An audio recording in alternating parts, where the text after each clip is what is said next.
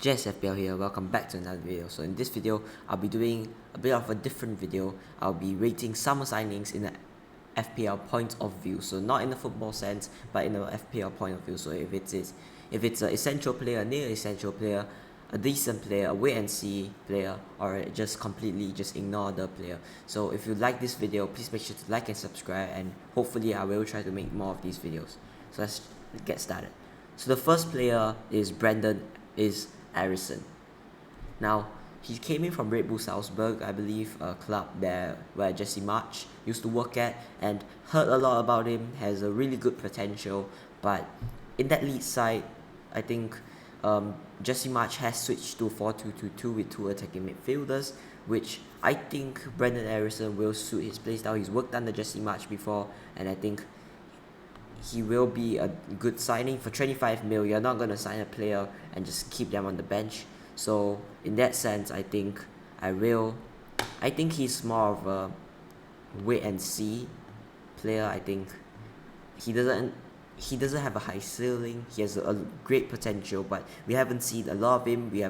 There's not much hype around him, and I've done my research. He's been a decent option, so I think it's a wait and see for from Harrison.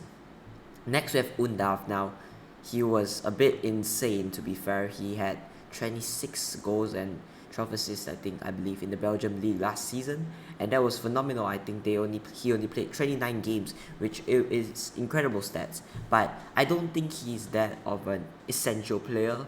I think he could be your cheap budget enabler in the attacking position. He's only coming in at 5.5, great pricing, I believe, because 6 I think it will be also a great price, but I think it'll be too much for a player like him. He has a really high expectations coming into the Prem. Brighton, they have New Maupe, Danny Welbeck in that spot, so they will have competition for Undav, and I think Potter will give Brighton lack a goal scorer, a finisher. They lack that sort of player in the past few years, so I think it's a good signing for Brighton, and I think it's also, from FPL point of view, it just creates a debate saying that we go for a 7.5 forward because the forwards has been really bad last season, or do we go with one of the new signings like a Awani, which I'll get to later, or Undav. So I think Undav, I will put him a decent option. I think Brenden Harrison was some sort of a wait and see, but Undav, he's set standards high, and I think he should be a really good option. Next we have Vieira. Now Vieira, he came in from Porto, and I think Arsenal, they already have a lot of competition in their attacking spots. They have Odegaard, Saka, Martinelli, Smith Rowe, and adding Jesus and Kitia. It's a lot of competition up front, and with Vieira coming in, it just creates more competition for Odegaard. And I believe Odegaard was their captain last season when Lacazette wasn't on the pitch, and I think he has the leadership, and I think if Vieira is going to come in, he will come in to push Odegaard position. Of course, Odegaard can play as a number 8, can play as a central midfielder, and Vieira could be played at cam. But I think with Europa League football, which they didn't have last season, I think these are the sort of signings for rotation. Maybe he get placed in the Prem or in the Europa League, but we're here to focus about the Fantasy Premier League, which only specifically says Premier League. So I'm going to be focusing on the Premier League, and I think Vieira, he's a good signing. I looked into him, he has decent stats, and I would say he's a wait and see as well. I think Arsenal, we have to see who Arteta favors in the Prem or in the Europe competitions, and I think Vieira is just also a wait and see. Next out, we have Christensen, and he's a fullback from Red Bull Salzburg, which had incredible stats, and if he was priced at 4.5, I think he will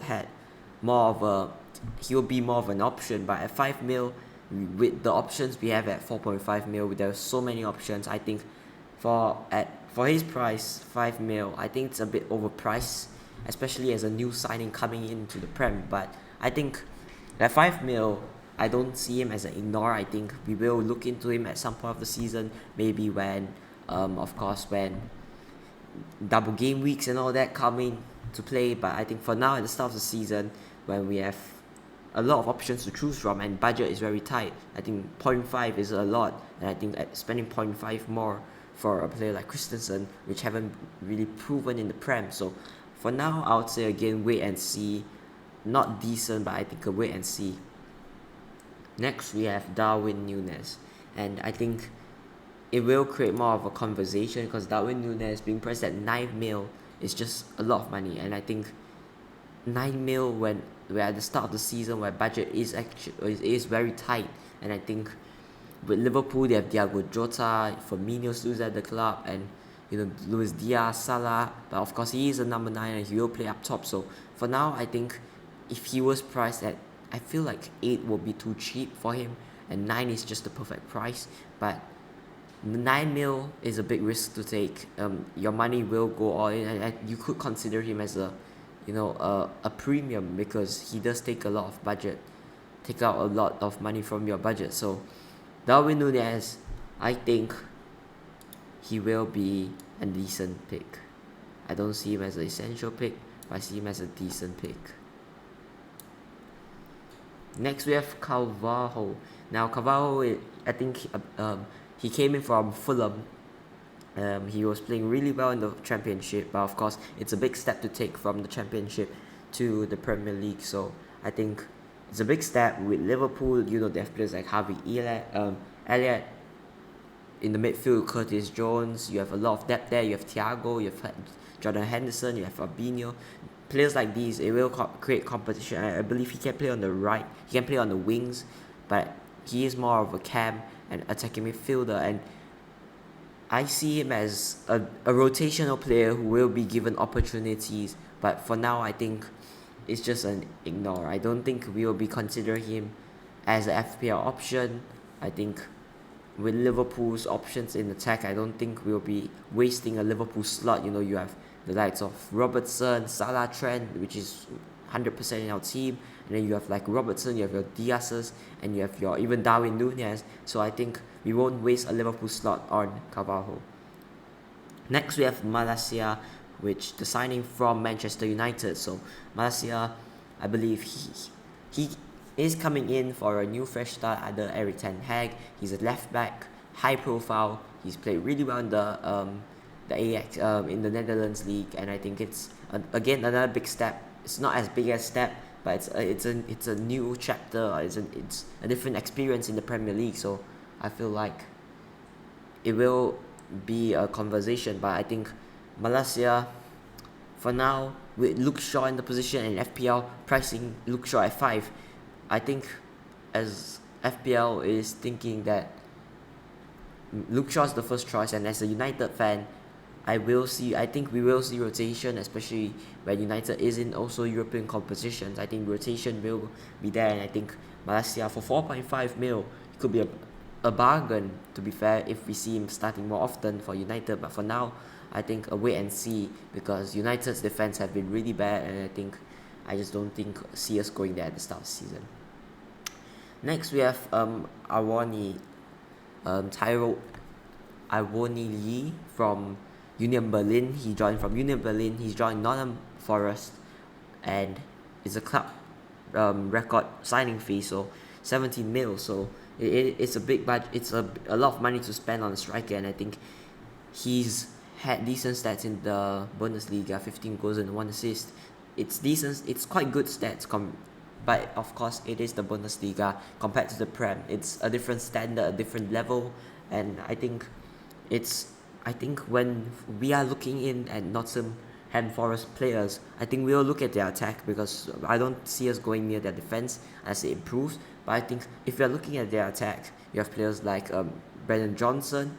So I think at 6 mils priced same as Johnson, I feel like he is the more explosive option, and I believe Nottingham Forest play a 3-5-2, which involves 2 strikers, so he will be playing up top. So I'll say it's a decent pick, and when Nottingham Forest fixtures swing, I think around during game week 5 or 6, when they have really weird fixtures, I could see us considering him as an option.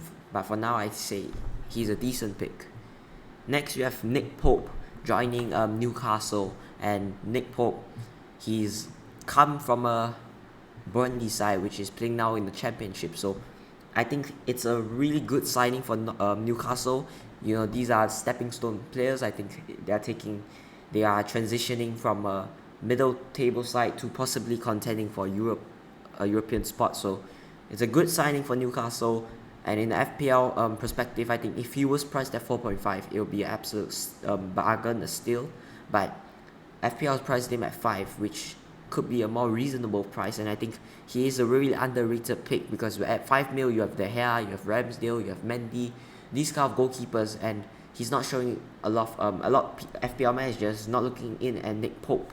But I think when Newcastle fixtures get better, I see us FPL managers going to consider him. I think don't sleep on him, but he could be a really good pick later on during the season. But for now, I would say again a wait and see option. Next we have Ivan Perisic, and again his stats just look so good. 8 goals, 7 assists. I think I want to put him in the essential category, but his age, with 5 subs, and with Conte record with 5 subs, he tend to change his fullbacks, substitute his fullbacks quite early, like 60-minute mark. So with that, I see him as an essential pick. I think pre-season we see how Conte utilizes him, and sees how many minutes he gets. But for now, I'll put him in the essential category. I think at 5.5 mil is just such a great price. Next we have Dillon Henderson joining Nottingham Forest, and for 4.5 mil goalkeeper, newly promoted side. I think I will say, I don't know, I think it's a newly promoted side. We don't usually go for a newly promoted side goalkeeper, because we don't know what to expect from a side like Nottingham Forest, which especially haven't been in the Prem for quite a while now. So I'll straight out say I think he's an ignore. There's so many options at 4.5. You have Melier, you have your Pickfords, you have your Sanchez, Raya, even at 5 mil. So a lot of goalkeepers this season could be really good value, and I don't see us going for Dillon Henderson. Next we have Richarlison, and he has a 1 match ban for the game week 1. So that is something to keep in mind. And I think with Spurs in the Champions League, I think it's more of a squad depth player, a rotational player. I think Spurs we don't expect to see Richarlison in the starting 11 going straight into it, but we could see him rotating with Kulusevski, even Harry Kane. These players like these, Heung-min Son, we could see him rotating, and I think him at 8.5 is just too much money for a Spurs rotational forward. And I think again ignore for me. I don't see us going to him unless maybe Heung-min Son or Kane or Kulusevski picks up the injury. But for now, I don't see us going near a player like Richarlison. Next we have Erling Haaland, and Haaland, he's a beast. We've seen it before. He's a really good striker, and I think he's a generational talent, a player like him. So compared to all these players, I think he's again an essential player. 11.5, I think is too cheap for Haaland.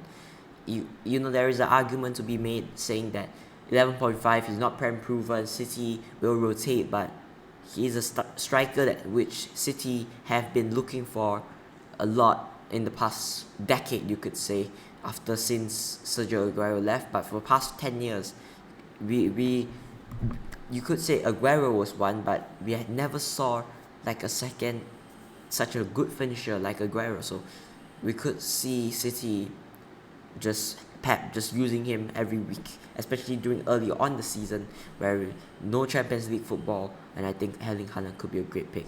So this is what I've gone. I say ignore Calvarho, Dillon Henderson, Richarlison, wait and see for Aronson, Vieira, Christensen, Malaysia, and Nick Pope.